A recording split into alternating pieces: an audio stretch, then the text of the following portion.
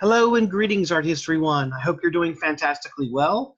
Today I'll be coming from you with a background overview of Cluny, one of the most famous and probably the most important medieval monasteries of all time. And so we'll see an overview in the background as we're talking through it. This is an abbey monastery that we will actually be talking about later on. That is a Romanesque style that slowly transitions into some Gothic style later on, which we'll see in our next class. One of the things that I want to make sure that we do, so we want to share our screen so you can actually see the lovely images we're talking about. There we go. As we look at Romanesque and Gothic, one of the most important things to consider from the very get-go is that what is the point of a religious experience?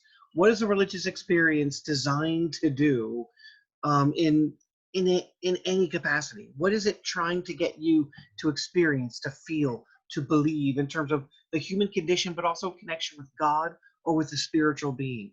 And that is something to consider in both the Romanesque and the Gothic, or in any religious experience you have, whether it's a Japanese Shinto, like just above me at the Golden Pavilion right outside of Kyoto. My most experiential, amazing spiritual experience I've ever had in the lower left-hand corner was at Machu Picchu, a Muslim going to the Kaaba, most holy spot in all of Islam. And we're waiting just to get control. There we go. And then the question, of course, becomes, how would you create a Christian religious experience that's different than other religious experiences? Now, we can talk about making the church beautiful and holy, but what does that actually mean? So here are four of the most important and kind of iconic images that we have in all of Christendom. And so this is something we'll come back and we'll be looking at over time. How do you make a Christian religious experience? Because that's really what the Romanesque and especially the Gothic Cathedral are going to try to do later on. Now, sometimes we need help, and that help can actually come from our church, that help can come from family, that can come from friends, but sometimes we need additional help because besides our family or friends, we need someone outside. And so if you are a Miami-Dade college student, you always have access to Single Stop. So I want to make sure you know about Single Stop, which has free financial counseling. They have benefits screening. There's mental health services. If you become homeless, we do have a food bank on campus. So there's a number of different resources. So if you ever need it, is actually over in the R building, which is over all the way on the other side of campus from where our art building is here in M. Now, when we start looking at the Romanesque church, the Romanesque and later on the Gothic are going to have what we call a Latin cross floor plan. And those Latin cross floor plan is exactly like this. Here you see the very long nave going up into the apse, and you have a transept. But you can see it basically is a reference to Christ on the cross itself. We're often going to see barrel vaults and groin vaults, and it's basically going to be designed to start off with as a Roman basilica plan. Why? That's what they knew, and so that's what they start building it. It's basically a long straight nave with a flat roof. They're pretty quickly going to alternate the flat roof for some more decoration, but also to get the building higher and closer to God. Now, the Latin cross floor plan literally is Christ on the cross. That's what we're looking at, even in terms of the curvilinear crown of thorns or halo here. We're going to see that up here in the apse area. And here you see the various areas laid out. We're going to walk through some of them and actually show you what they mean. So the first thing you see actually when you walk into a church, a Latin cross church, is you are walking into the narthex. The narthex is the area before the actual worship area. And generally off the right-hand side, but sometimes off the left, but mostly off to the right, there is a tub, a basin of holy water. And just like Jesus washing the feet to show his humility, this is an opportunity for you to clean and cleanse yourself, kind of thinking through all the sins, but also that you're entering into a sacred space and that you want to be holy and honest before God. That's called the narthex, and it refers to Jesus washing the hands and the feet of the apostles before the Last Supper. The next part in a church, this yellow area right here, is called the nave. Naive is from the Latin root word where naive also comes from, which basically means uninformed. These are generally the individuals that could not read, they could not write. So they were naive to the Christian teachings, except they believed in Jesus. How did they get those teachings? How did they get that knowledge and that teaching? They went to church. And so when they went to church, they would listen to beautiful Gregorian chants in their church. And so you'll see the nave area right here. That's generally where the pews are for you to sit. And so that's one of the things that you will see. It's where you go to do your worship, where the more informed individual, the people who are not naive or in the nave, that are farther up into the church, who are the people who have gone to school, who have studied the Bible, who actually know how to interpret and they know how to teach the Bible. It's where they stand to actually preach to you, so you become more informed than when you came in. The next two areas, the first one is going to be the transept, this green area here. This transept basically is the cross. So that's basically the cross, Jesus' arms outstretched. And then the important point right behind it is the choir. Choir really refers to the idea of a voice. So it's basically the voice box of Jesus. It's the voice box of the Roman Catholic Church. It's where the sermon generally takes place. It's also where the altar is, if in that case of a church.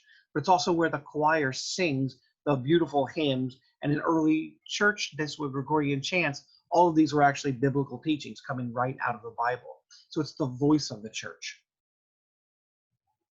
Next up is this area, this purple area. Ooh, go back one. Next up is the ambulatory, this purple area that's right here. Ambulatory is where we get the word ambulance from the Latin root word. It means to walk or to move. And so we have this idea of a movement that shows up. Note, when you come into narthex, you can also come in and walk in the aisles over on this side. And so those aisles lead into the ambulatory. That ambulatory, when you're walking around, that is basically the shape of Christ's head. And so there's three things that are on this end of the church that we'll run through. Trying to move you out there. There we go. The first thing is that we're going to have is the shape itself, that round shape. That's what we call the apse, the APSE. That is basically the head of Jesus. The ambulatory, basically the hairline of Jesus that you're walking around, but part of the head. And then finally the chapels, they are actually going to be sticking off the top. And these are where wealthy people would have their private prayer instruction baptisms. So as they come off the head, they are the what they call them radiating chapels. They're radiating from the head of Jesus. Those radiating chapels, note, also are symbolic of kind of the crown of thorns that were on Jesus's head. So here we have a complete Jesus on the cross that's set up. And so on some level, we have almost like a transfiguration, if you want to call it that, of where we have taken earthly human space and we've actually transported and made it holy space by making it in the life and the body of Jesus that you're walking through in different aspects. Now, in the ambulatory and the apse area are going to be relics. And so if you are going to do a pilgrimage and go to see these kind of spiritual tourism, you would actually go into this area of the ambulatory or in this area of the apse. And this is where you would see beautiful relics from the Christian saints. I've shown you a couple here, and I'll actually walk through a couple of them here. Now, the one all the way over here, St. Anne relic. There's a church in Europe that literally believes they have the head of St. Anne, and we'll see that later. It's a Gothic cathedral.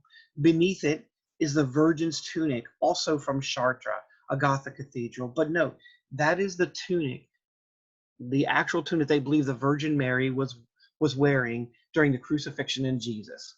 Now, they've done some different dates to try to make sure it's as accurate as possible. And a lot of these relics have been put up to this scientific dating today to make sure it's accurate. What we do know is that it's a piece of cloth that is actually from cotton that dates from radiocarbon dating from the exact time period when Jesus would have been crucified, give or take about 15 years. The other thing is that the cloth and the type of cloth is actually the type of cloth that would have exactly been worn in Jerusalem at the time of Jesus' birth. That piece of cloth, which you'll watch a video about next time in the Gothic Cathedral about Chartres, has been through 3 major fires, where that basically the first 2 fires destroyed the entire church. Miraculously, a wooden beam or another piece of material, a rock, fell on top of that cloth without damaging it and allowed it to survive the fires. Kind of the miraculous element of the tunic of the Virgin that shows up. Today it's encased in gold with an image of the Virgin in front of it. and you can actually walk around and actually see the other side, this beautiful cloth that happens to be there. So if you ever go to Chartres, that's one of the relics that you can see, as well as St. Anne. If you don't know, St. Anne is the Virgin Mary's mother. Now, it's interesting, they have the head. The question, of course, that should come up is, where's the body? And that's one of the things that happens. These bodies basically have been separated. Sometimes they were bought, sometimes they were stolen from other churches. And so there are a number of churches around Europe that claim that they have pieces of St. Anne. So some have a toe, some have a hip, some have a finger. We have the exact same thing with the Virgin Mary's body and with a lot of these religious saints. So it's a pretty interesting kind of scenario that shows up. Now, why would you want to go see these? The spiritual tourism? A lot of it is that you were worried about spending time in purgatory. In the Roman Catholic Church, there's basically 3 stages. There is after death. There is heaven, where everyone wants to go. But as Christianity and Roman Catholicism in particular teach that we're all sinners, we probably should have to suffer a little bit for the sins that we've done in this area called purgatory without God's love in heaven for a time before we go up into heaven and we actually ascend. We atone for our sins. The other terrible place, of course, is hell, and there's no atoning for the sins. That's all of eternity. And so by going to the various areas on pilgrimages, you would actually get time off of the time you spent in purgatory. These images were considered in somehow to wash you of your sins. And so if you went to see the Virgin's tunic, that tunic that we see down here, right here, that would give you 1 year and 40 days off of your time in purgatory. If you went to see St. Anne's head, that would give you 1 year. Now, I should mention, these are in the same church. So just by going to that one church, you would get 2 years and 40 days off of the time that you are meant to spend in purgatory for the sins that you have convicted. Now, you cannot, if you live close by, go here day after day, commit sins, you go see the Virgin tunic. Commit sins, go see the Virgin tunic. It actually only happens once. So you get to actually use this relic, this time off of purgatory, only one time for each relic.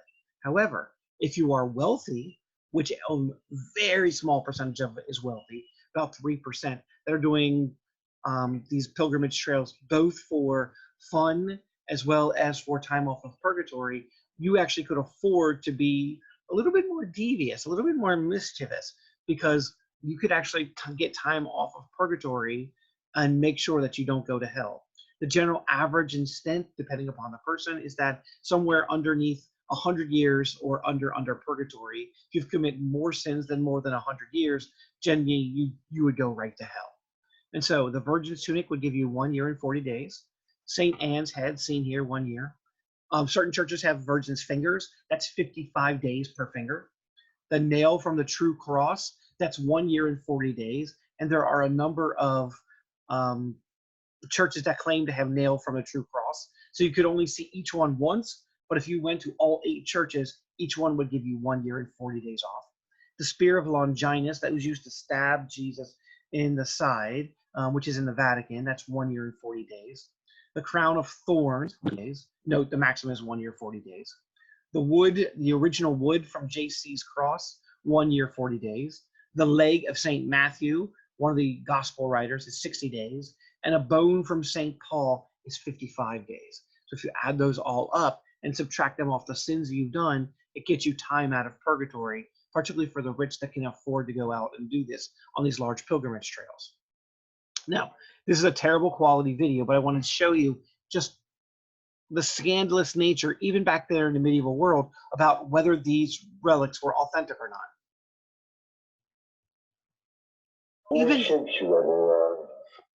Even back then, we ran into the problem of which relics were accurate, because we had churches that were claiming that they had different or the same finger from the same saint. And so we had authenticity even then. So the Pope would bless that.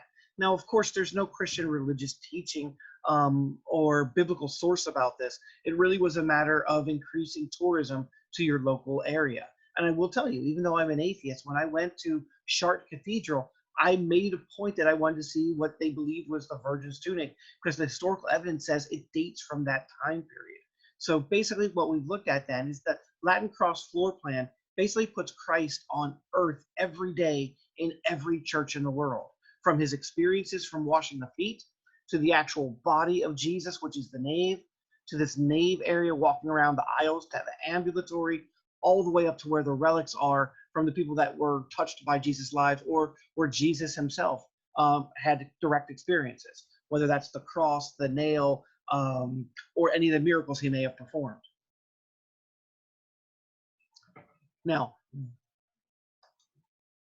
like we talked about before, this leads us into the pilgrimage, the Romanesque pilgrimage and churches. There are basically three reasons for people to take a pilgrimage. One is to visit the relics. That's time to get off of purgatory. There's to escape the plague, which is ravishing Europe. About every 30 to 50 years, it rolls into town. It kills about a third of the population and disappears for another 30 years.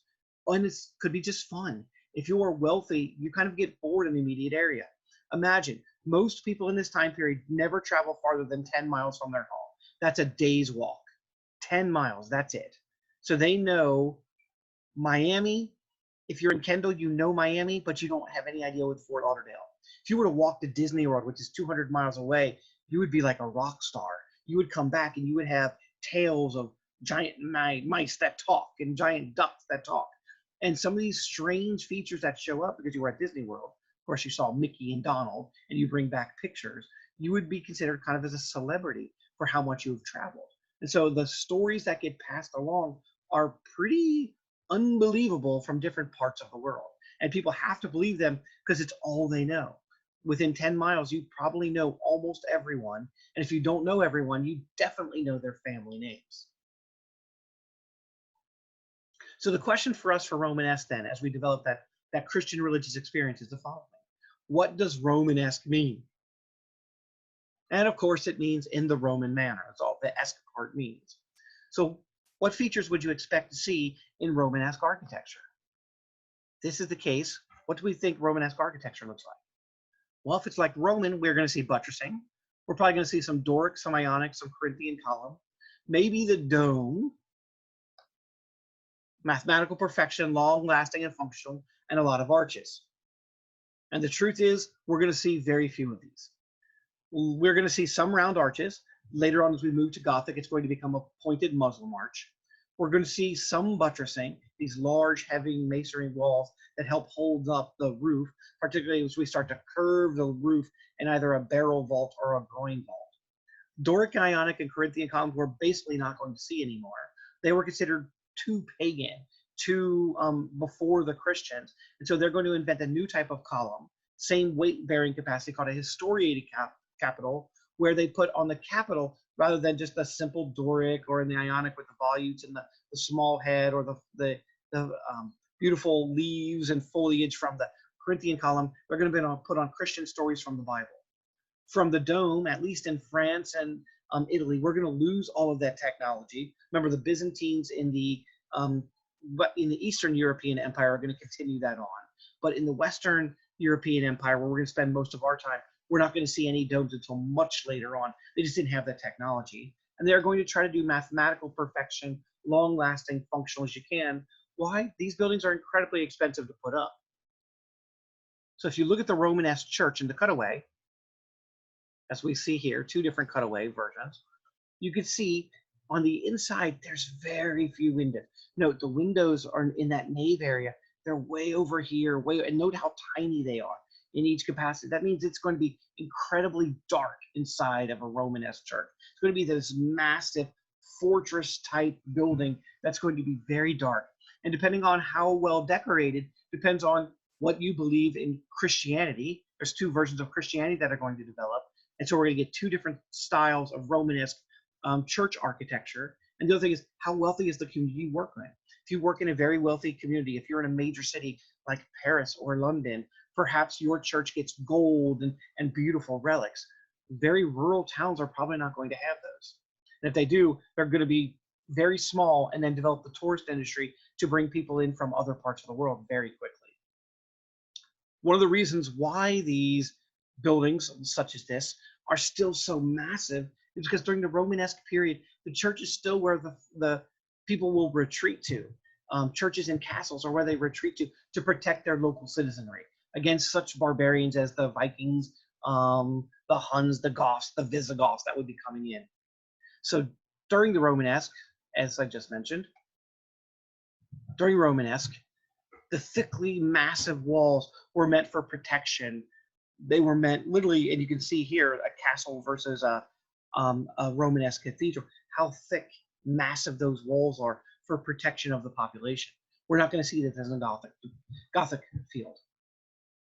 So here's an overview video then of an individual that did a really nice job labeling out the features for you to go back and review for Romanesque and Gothic architecture, along with some lovely pictures. And today we're going to talk about the common characteristics in Romanesque and Gothic architecture. And we'll just cover Romanesque today. Differentiate between these two types of styles. One thing I want to quickly mention before we get started is there's going to be some buildings that you look at that actually have both Romanesque and Gothic elements within it. Now, the reason that that happened was these massive structures take decades to create, and those that have traits of both Romanesque and Gothic were created during a transitional phase. Builders during this time were not shy of changing styles halfway through the construction of a massive structure like a cathedral for the sake of remaining fashionable.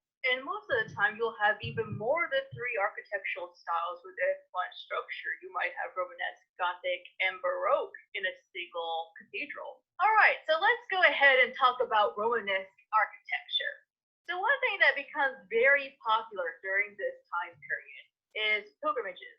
A pilgrimage is essentially a spiritual journey in which an individual would go around to different cathedrals to visit relics. One of the biggest reasons people went on this journey was to hopefully get less time in purgatory, basically to gain favor from God. Another reason why people visited these relics is they believed that they had miraculous powers, so healing powers essentially. Because pilgrimages became so popular, towns began to decide to build massive cathedrals as a way to promote essentially what was spiritual tourism. When it comes to Romanesque cathedrals, the most noticeable trait in these structures are the Roman arches. Sometimes these arches had a structural purpose, but a lot of times these arches are decorative motifs. Europeans during this time were very interested in ancient Roman culture, and that interest had been going on for a while now, at least since the Carolingian Renaissance. A couple of other ancient Roman innovations that we see in Romanesque architecture are barrel vaults and groin vaults. We also see the use of massive walls and piers. The reason that this is the case is barrel vaults or groin vaults need massive walls and piers to support them. If they don't have massive walls or piers, the roofs are going to fall apart. Another thing that you'll notice about Romanesque architecture is if you go to the interior, the inside of these structures are very dark, and that is because they don't have many windows. When you have to support a very heavy roof and have to have thick walls, you can't have that wall compromised by having giant windows in it. So to light these structures, they had to rely on candlelight rather than windows. Another ancient Roman inspiration that we begin to see in Romanesque architecture, and even more so in Gothic architecture, is the use of 3 portals, 3 entryways on the facade. This is a reference to the triumphal arch of Constantine. It also serves as symbolism for the idea of Trinity, the Father, the Son, and the Holy Spirit. The area above these doorways, called the tympanum, was usually decorated with a Last Judgment scene during this time. There's a couple of reasons for this. One reason was people believed that Christ was returning very soon since it was the turn of the millennium. Another reason why this motif was popular in tympanums is when it came to medieval justice, a lot of times it took place at the front of a cathedral. A couple of other things that you'll notice when looking at Romanesque architecture, especially if you're comparing it to Gothic buildings, is that Romanesque cathedrals tend to be simpler and also more squat than Gothic cathedrals. They are as tall and they're more spread out horizontally. They also preferred symmetry when it came to the shape of their buildings. The last major trait I want to cover for Romanesque architecture, which we also see in Gothic architecture, is the overall shape of the plan of the cathedral becomes more like that of elongated cross. The architects of these buildings wanted the whole structure to relate to the spiritual message of the church. All right, so let's go ahead and talk about Gothic And we'll architecture. pause here and come back to Okay. Gothic next time when we visit, Hey and the guys. Gothic Cathedral that shows up. So from this time period then, as I mentioned before, there's two styles of architecture. Both come out of this wonderful saint, an individual that wanted to make sure that Christianity stayed pure, is Saint Benedict. So here's a very brief introduction to Saint Benedict before we start looking at some of the church architecture.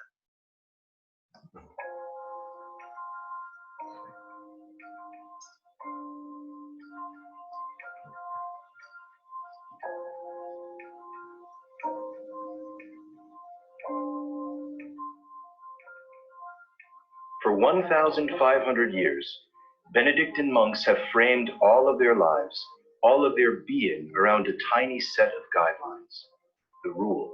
But where did the rule come from? Who is Saint Benedict? Born in the year 480 to Roman nobles, Benedict of Norcia was raised in a time of upheaval. The Roman Empire had fallen, and licentiousness and conflict ruled the day.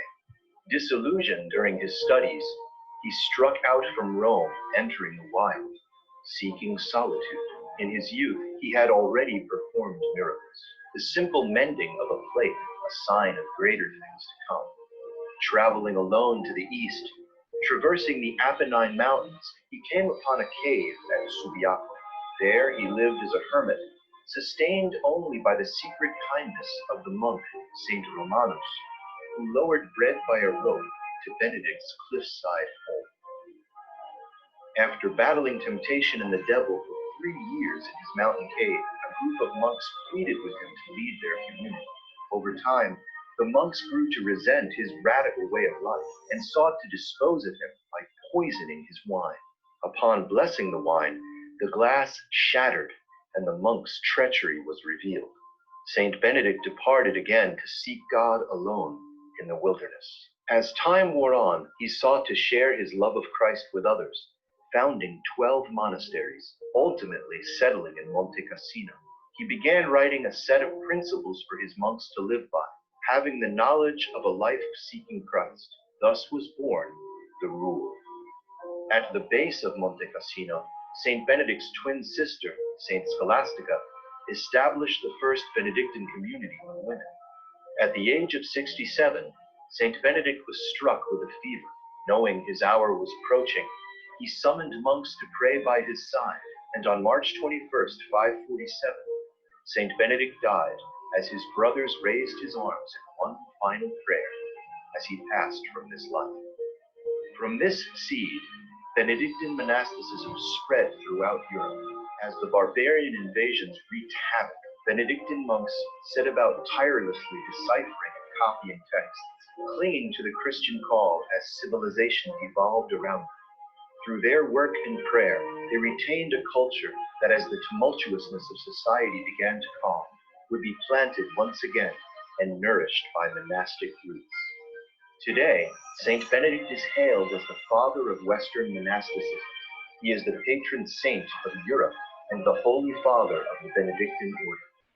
What would Western civilization look like without Saint Benedict? It is impossible to say, but for more than 1,500 years, monks across the world have carried on his great work, forever living out his directive, that in all things God may be glorified.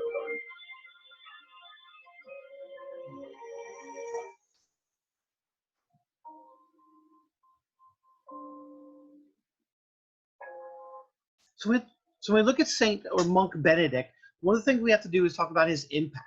Now, he lives before the Romanesque period, but it's his version of Christianity that is actually going to become part of the Romanesque group. So it's going to be part of the Romanesque monasticism versus the kind of high aspects of the Roman Catholic Church coming out of the Vatican.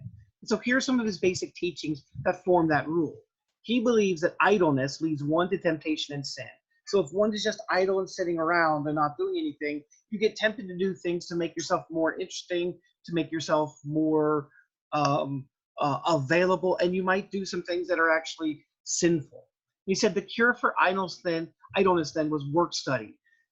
Earlier on, manual labor was for the poor. Coming out of the Roman Empire, slaves, poor people did manual labor. But in order for you to stay out of temptation and sin, you needed to perform manual labor as well. He believed in divine inspiration in the arts.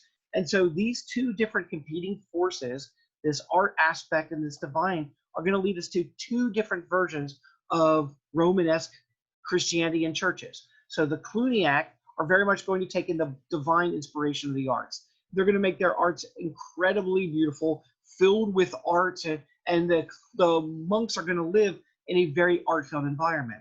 The Cistercians, on the other hand, are going to take this hard work element, and the Cistercians are going to live and prosper in areas where they are constantly doing good deeds. They're constantly praying, and they're going to keep away from anything except for hard work that might lead them to temptation. Later on, this is one of the Cistercian sects are actually going to lead us to the Protestant work ethic. And the Protestant work ethic, remember, are going to be part of those individuals as pilgrims that come and found the United States as a fairly conservative religious art movement.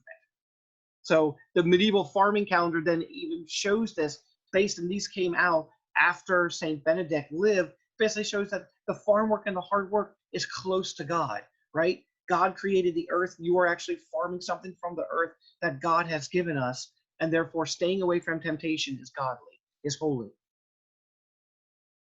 So here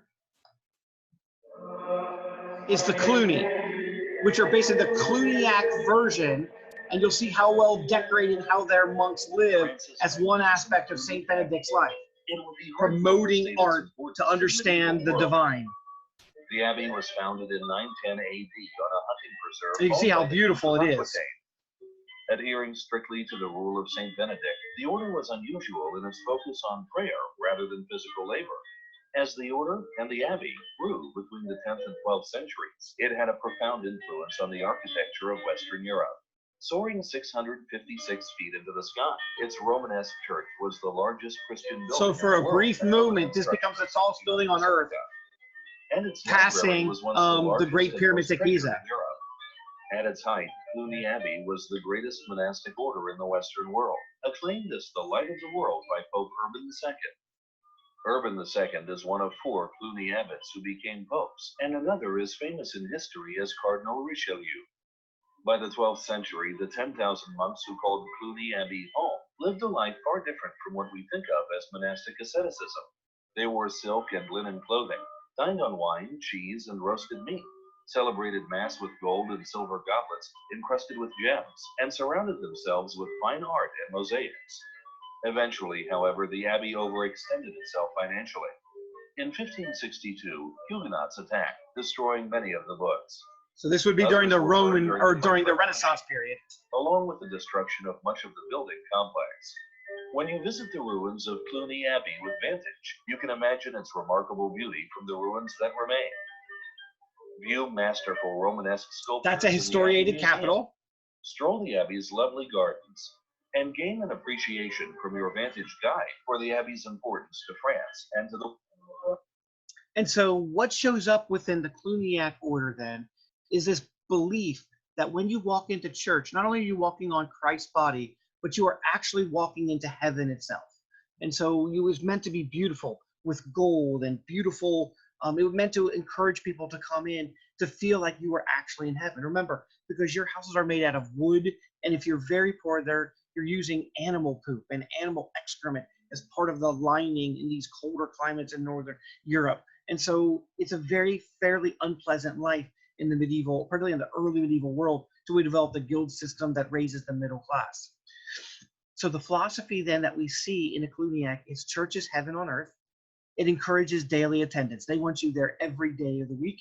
And the wealth that you give to the church and the church was earning was used to decorate the church itself. So one of the most famous Cluniac churches is in France. It's called Autun Cathedral. And you can see the beautiful decoration taking place here. Now, reacting against this, of course, is going to be the Cistercian order. And the Cistercian order monk that's going to push past this is going to be Saint Bernard of Clairvaux, right here, also from France. He is also the sponsor of the Second Crusade, which was a disaster because the Christians that he actually had organized got wiped out. pretty significantly by the Muslim population. So here's a quick overview of his beliefs and how it's going to impact the church that we'll see next. Greetings! Welcome to Saint of the Week, the show where we choose one saint's feast day from this week and discuss their lives and their impact on the church. The saint for this week is Saint Bernard of Clairvaux, whose feast day is August 20th, this Sunday. Bernard was born in 1090 on Fontaine-les-Pigeons, France. You can see how much different that church is than the Cluniac Church. And excelled in his studies, especially in literature. At the age of 20, he joined the Cistercian order, convincing 30 of his friends and relatives to join with him. Bernard and his friends entered the abbey at Citeaux, and he remained there for 3 years. Afterward, he was sent with 12 other monks to find a new house in Vallée d'Absinthe. Bernard renamed it Clairvaux, the Valley of Light. He was appointed abbot of the monastery. It was at this point that Bernard began to establish his reputation as the most prominent man in the 12th century. He wrote many theological works on a variety of topics and became renowned for his famous words. Men flocked to his monastery, and more houses had to be founded to take them on. Bernard's influence grew as he was made secretary of the Council of Troyes, which was convened to settle disputes between some of the bishops of France and regulate some other matters of the French Church. His decisions in the council earned him some reproach, even in Rome, but he responded graciously and honestly, impressing those who had accused him. After the death of Pope Honorius II on February 14, 1130, the church broke in a schism. 2 popes had been elected, Pope Innocent II and anti-pope Anacletus II. Bernard was chosen to decide between the rival popes, and he ruled in favor of Innocent, the true Roman pontiff. For the next 8 years, however, the schism continued, Bernard battling it every step of the way. The schism ended in 1138, after Anacletus' death. In 1144, the Second Crusade began, and Eugene III, the current pope, recruited Bernard to inspire the people's support. He traveled all over Europe, preaching the crusade, and Christians were greatly moved by his fervent words. Great enthusiasm for the crusade arose, but it ultimately ended in terrible failure. Many people blamed the failure on him, and he sent an apology to the Pope, attributing the Crusade's failure to the sins of the Crusaders. The heavy burden of the Second Crusade undoubtedly hastened Bernard's death, which came about on August 20th, 1153. He was 63 years old, having spent 40 years in the cloister, and is currently buried at Troyes Cathedral. He is a patron saint of Cistercians, Burgundy, beekeepers, candle makers, Gibraltar, Algeciras, Queen's College, Cambridge, Spire Cathedral, and the Knights Templar. Bernard was blessed with a great gift for eloquence and writing, which he used for the benefit of the church. He had a great devotion to the Blessed Mother, and his writings about her are still the standard of Marian theology. God worked many miracles through him, and he well deserves his title of Doctor of the Church. Saint Bernard of Clairvaux, pray for us. And so when we look at this, when we're looking at St. Bernard of Clairvaux and his Cistercian ideas, he was one of the most powerful men of the 12th century. So if we look at it, he revolts against the grandeur of the Cluniac churches. He thinks that if you believe in the splendors, that compels people to gawk rather than concentrate on God, on divine, on Jesus. And so he's very much against that. He wants to promote just a simple art used to educate the masses. And he doesn't want people to be in church all the time. He wants them out doing good works, good deeds, as Christ himself did. He revolts against historiated capitals and thinks they should just be plain. And his church features that are going to include simple gables with no towers, limited light sources, so they're going to be even darker, limited decoration, and an emphasis of humanity of Christ and the Virgin Mary. And of course, we mentioned before, as the video did as well, that he did sponsor a disastrous Second Crusade that really the Christians got wiped out. They had to have a third crusade really just to make sure that that the Muslims believed that the Christians were still a power. So it was on some level as much about saving face as anything else, as about gaining territory back. And so if you look at the Crusades, here's actually what the Crusades were all about.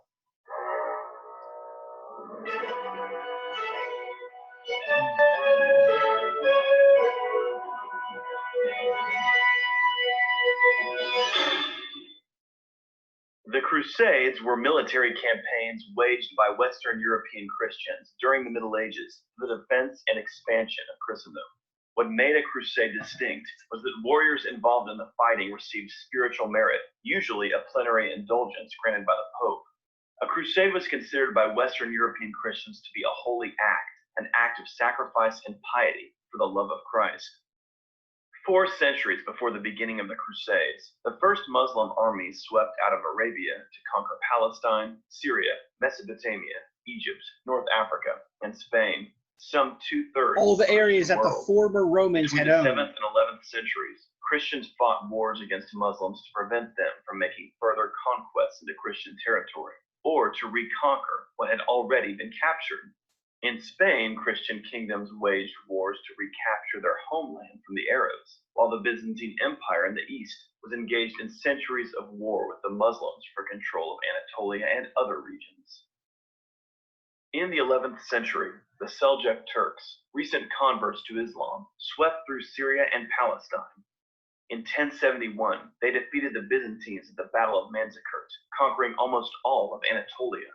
In response, Pope Urban II called the First Crusade, asking knights from all over Europe to band together and push back the Seljuks. Over the 12th and 13th centuries, the popes called more crusades to the Holy Land, and also called for crusades in Spain to help push back the Muslim powers. Crusades against Muslims were not called with the intention of converting them to Christianity.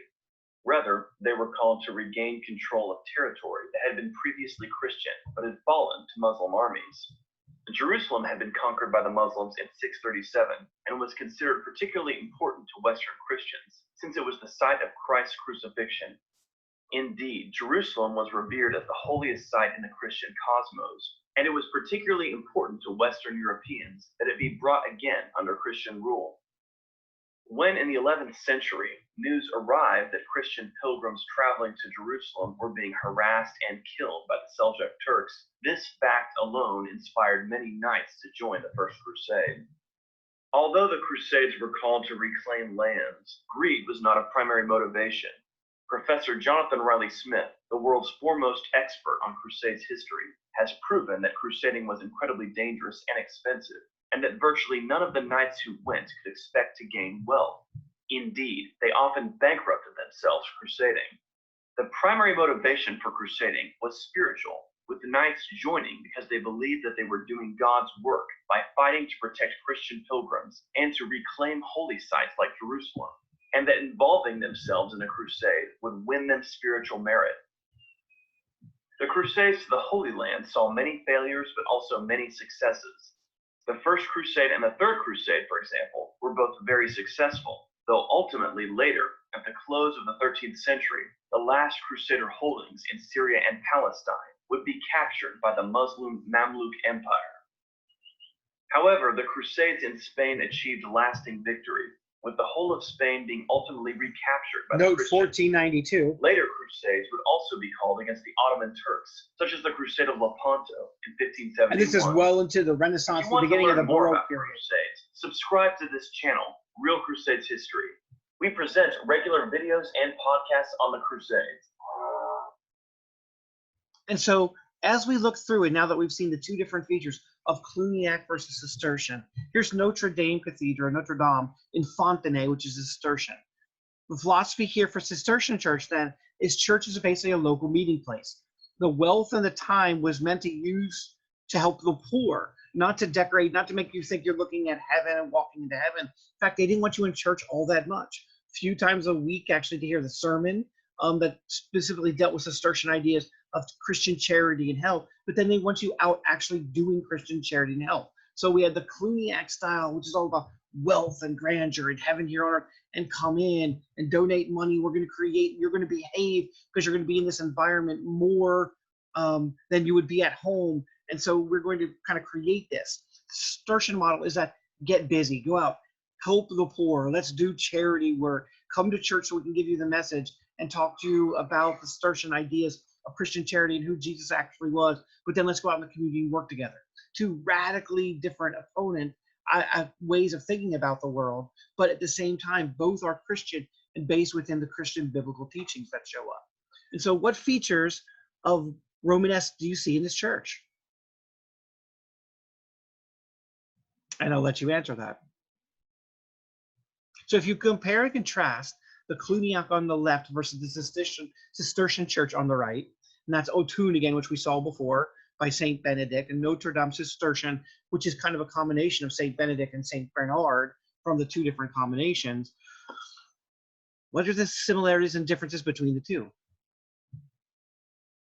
Good. All right.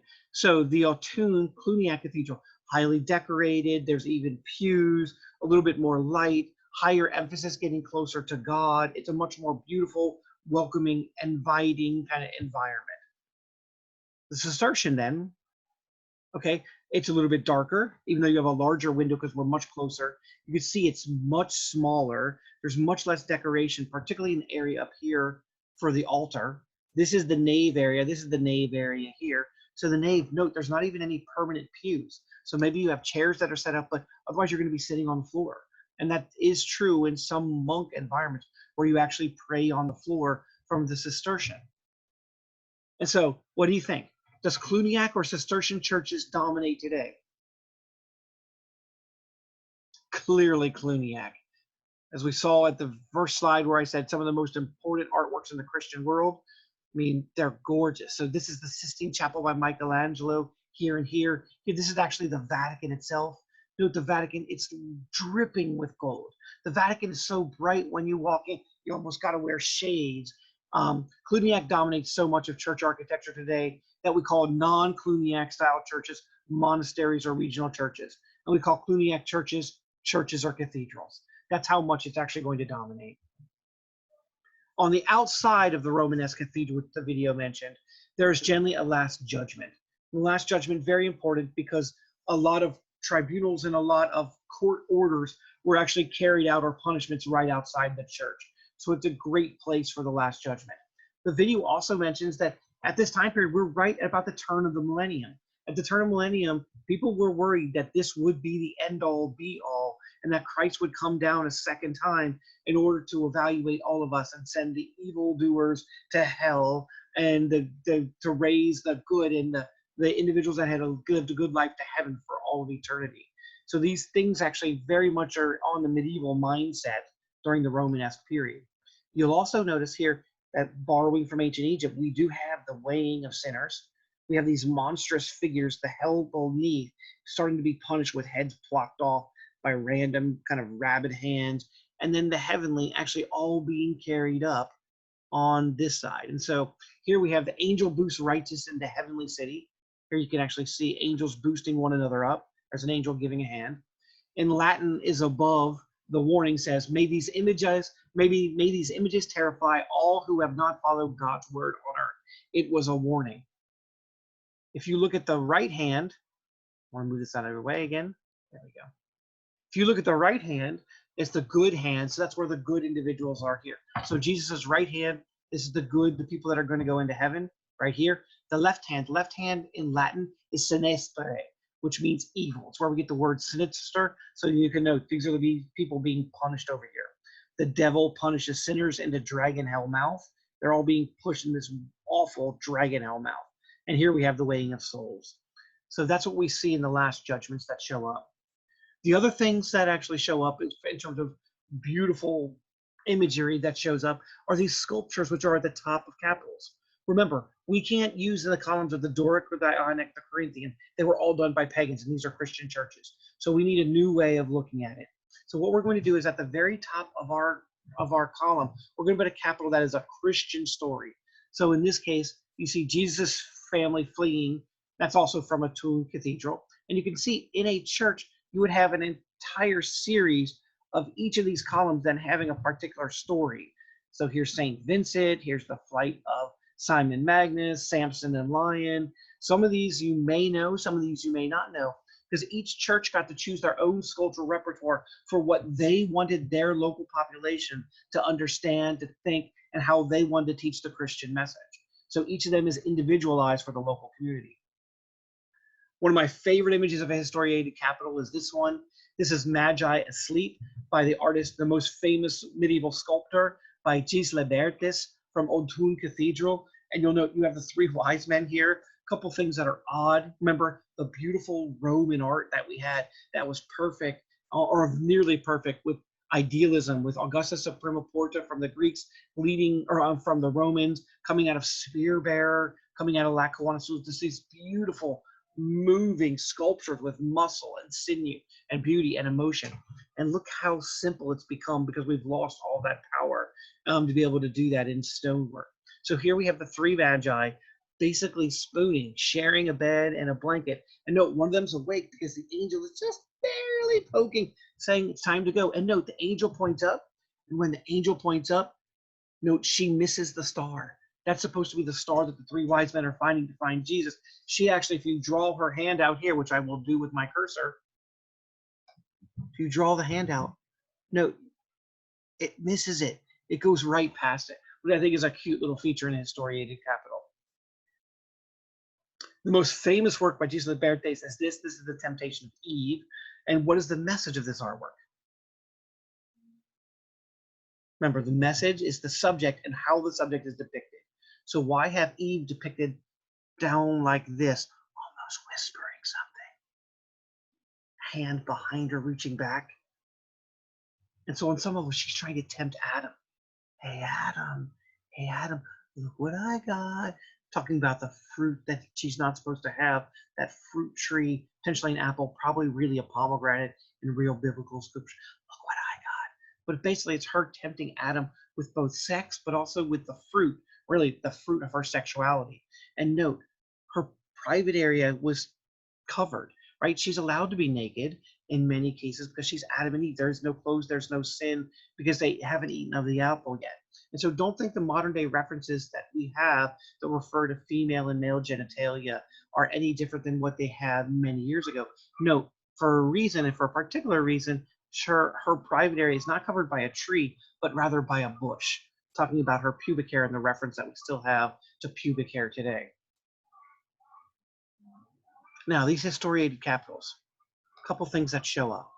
One, the capitals are 40 feet in the air, which means that even though they're 3 or 4 feet tall, you're not going to be able to see them very well. The churches are very dark. It's going to make it hard to see. It's going to be impossible to see the images at night. You're going to get a little bit of shadow, but you're going to have to really know what the images are.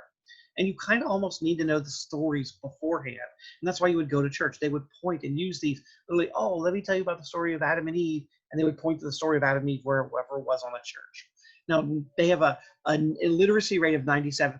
So it's not like you can read the Bible on your own. You really do need the church and the priest as the intercessor on what the Christian message is. And the church themselves selects all the stories. So think about an organization that has all the power, all the knowledge. They really do control the situation incredibly well. And they, unfortunately, in many of these churches are going to start using that knowledge for not the best aims. For example, they're going to come up with a tithe, which basically is 10% of all the income you make, you have to give to the church. If not, they can say that you're going to hell. They're going to create these things called indulgences, whereas when you commit sin, certain saints have so much goodness built up, they're going to take a little bit of their saintly goodness, they're going to put it on as a piece of paper and give it to you. So let's say you commit murder and you don't want to go to hell. You'll pay them whatever it is for the indulgence. Get this little piece of paper that basically is a get out of hell free card that shows up called an indulgence. So the Catholic Church is going to get incredibly wealthy during this time period. Later on, as soon as we developed stained glass, and we realized that stained glass is just way better. It's easy to understand the stories. It's more beautiful. It's more holy. It's transformed the way the interior of a church looks with divine light. We're going to give up on the historiated capitals pretty quickly during the Gothic period. And then I want to show you a video that one of my students did a number of years ago on Jesus Libertes. This is what they decided to do as their semester-long project.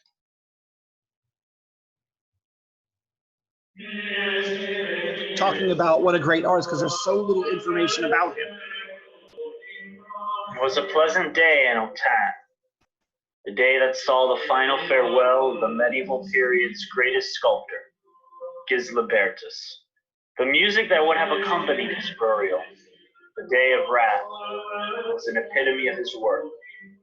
Judgment, repentance, redemption, and terror. Just as his death chant reflected the cathartic throes of a soul's sin, purgation, judgment, and redemption, so did his stone monuments. The Master is fittingly buried with the same words that he so powerfully visualized. He embarks on the same drama of salvation he depicted. He was the dramatist of the beginning and the end.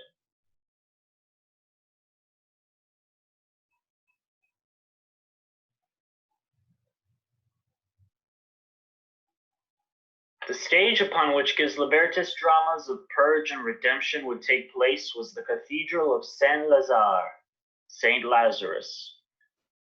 Here we see an ambitious, virile artist taking on the great questions of human life, the course and drama of sin and salvation. His reliefs would be attempts at putting the viewer through a spiritual catharsis.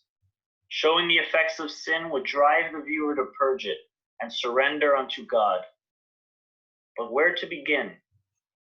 The beginning itself, no less.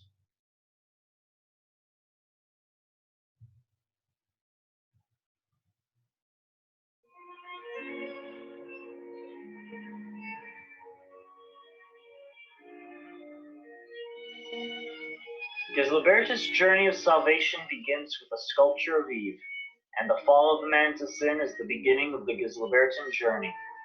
Here, he sculpts round and plump curves, marking her out as a classically formed temptress. The temptress is surrounded by a dense forest of lush plant life. Straightforward enough, but in order to gain the viewer's attention, Gislibertus adds a psychological layer. The trees are snake-like, and the sculptor communicates that sin creeps up on our hearts and minds like an evil snake. The arm that grabs the fruit becomes a snake itself, and Eve turns away, repulsed by the inevitable fall on her nature. Her tortured shunning of her deed grabs the viewer. We have a Greek tragedy of inevitability. In depicting Eve's ambivalent struggle with sin, a struggle she lost, Gislibertus makes the viewer feel the same. Gislibertus' sculpture behooves the first step to salvation, recognition. The viewer recognizes how sin may be taking over his or her own life and identifies with Eve. The sculpture is a tragic call to purge, as well as a depiction of what sin does to a mortal. Next, Gislibertus must take the viewer on the next step, showing them the crux of the journey and the trauma that a fall causes.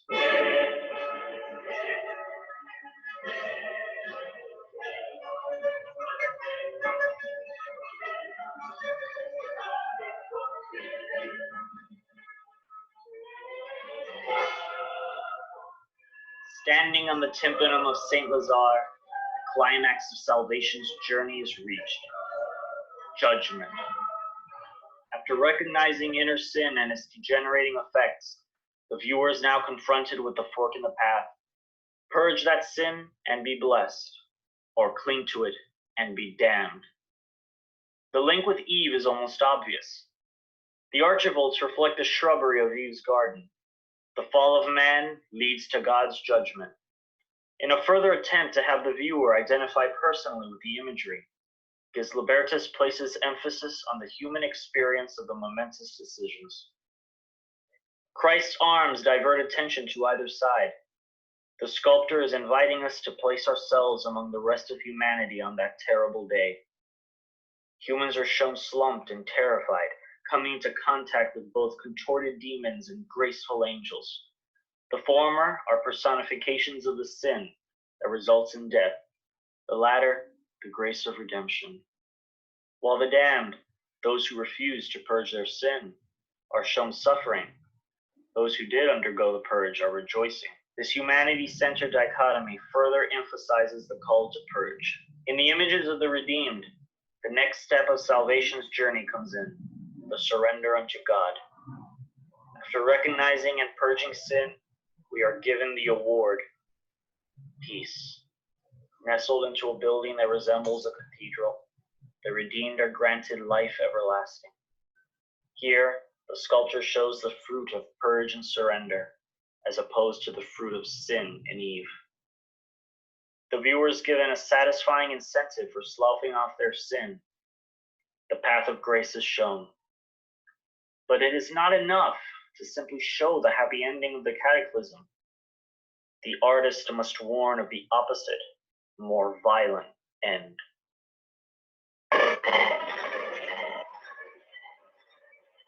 Perhaps the most despair-ridden part of the Bible, the death of Judas, represents the final sum of sin's wages. Death. Gasping and contorted Judas, reminiscent of the damned from the Last Judgment, receives the just payment. He did not embark on salvation's journey. In a brutally funny twist of artistic poetry, Judas is hanged from a tree that reflects those of Eve. Sin has reached its logical conclusion, from temptation and downfall, through judgment, to death. Gilbertus issues a stern monolithic warning on what happens when you fall off the path to salvation. You'll end up like Judas. Be wary, Gilbertus warns. But what of the hope of redemption? Sure, he had done justice to his... And I will stop there actually to show you, but if you're interested in the last, there's about 3 more minutes of that talking about the redemption aspect, and is that even available within the medieval world from different Saint Benedictine monks kind of understanding of it. The last thing then actually to talk about for Romanesque art is the Birth of the Bayeux Tapestry. Now I'll play this for you, but if you've already seen this, feel free to shut it off or kind of take notes and watch it a second time. This is the same video that I assigned for homework, but I wanted to make sure that the captions actually showed up for you, because the captions actually tell you exactly what's happening. Remember, the Bayeux Tapestry is about France and England going to war, about who should actually own both sets of land. France and England had been at war for centuries before this, and will continue on for centuries after this.